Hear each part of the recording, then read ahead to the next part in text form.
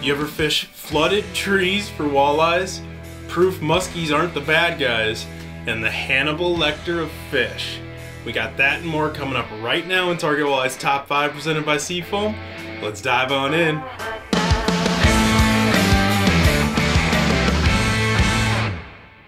NWT Pro Duane Hjelm, aka Dewey, is arguably the hottest tournament walleye angler in the world right now, and the streak continues. He just took home another one at the Lake Francis Case NWT, and a nice big boy $95,000 check. He wasn't trolling, he wasn't using leeches or night crawlers or minnows. He was fishing deep, flooded trees with Rapala jigging wraps.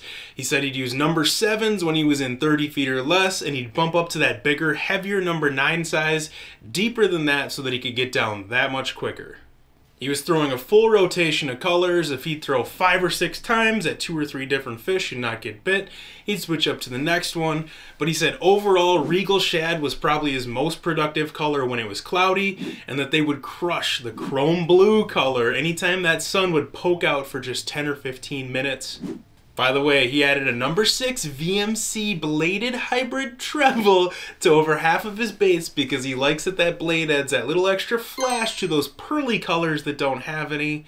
And sometimes those fish would eat it off bottom, sometimes as the bait was falling past their face, but most of the time he was doing small pops and lifts, not the traditional jig and wrap snap, but just lower lifts and sweeps just to keep that bait in front of that fish's face as long as possible. Dewey, I don't even know what to say anymore. Big congrats on yet another win, man. Happy anniversary, by the way. And thank you so much for actually being willing to share some of these secret techniques of exactly how you caught them with the rest of us walleye fishing peasants. It can be hard to even imagine sniping, snatching suspended walleyes out of flooded trees. Luckily for us, Josh Moret posted a little clip on Instagram doing just that, and you can see that tree absolutely come alive when that purple Destin color jigging wrap is falling down through it. And now somehow he was able to set the hook, pull a fish out of that tree mess, and somehow get it up topside, all while holding his cell phone in one hand. Seriously impressive. All I know is I need to make a road trip to South Dakota ASAP, because that is literally something that I have dreams about. Some folks still think that muskies will ruin a walleye fishery by eating all the good fish, but have you ever noticed that most of the best lakes already have muskies in them? Where I'm at in Minnesota, some of those would include Lake of the Woods, Mille Lacs, Leech, Winnie, Vermilion, Rainy, Miltona, Bemidji, Cass, the list goes on and on. Well, now there's more hard proof, scientific proof that muskies are not eating all of your walleyes. I don't believe you! It's not 0, but it's really close to that. The Minnesota DNR recently wrapped up a diet sample study that they did on numerous lakes all across the state, and they put out a 1-hour-long webinar called Diet Secrets Revealed, and it is full of just a bunch of fascinating information. We don't have an hour to go through everything.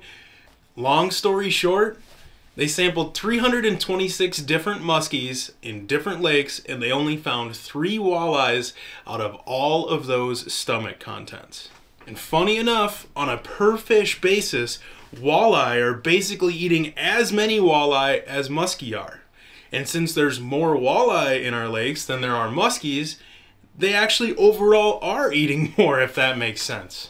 I guess that makes sense. Northern pike actually topped the list with them finding 1 walleye per stomach of every 44 pike that they sampled. And I would personally say that walleye only topped that list because we aren't on it. Us. It's us. We are eating all of the walleye. Well, when you put it like that, it sounds kind of bad. Speaking of walleyes going full-on Hannibal Lecter, this video posted by Angler's Edge Mapping on Instagram shows a 28¼ inch northern Manitoba cannibal that had a 16-inch walleye stuffed down its throat, yet still thought it was a good idea to scarf up his jig and minnow. Just more proof you don't have to always be throwing itty-bitty little tiny baits to fool walleyes. Them big old chompers aren't just for smiling.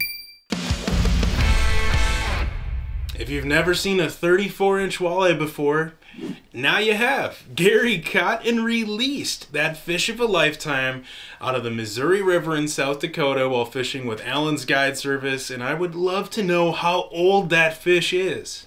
Believe it or not, he got lit up in the comments section for letting that fish go. But you know, the exact same thing would happen if he decided to keep it. Social media is ruthless. I think it's pretty dang cool he put that fish back in the drink. Hopefully somebody else has an opportunity now to catch that fish of a lifetime, memories that last a lifetime. And the only thing I can guarantee you is that fish would have never gotten to 34 inches if it was cut at 33 inches. And now maybe it'll have a shot to grow to 35.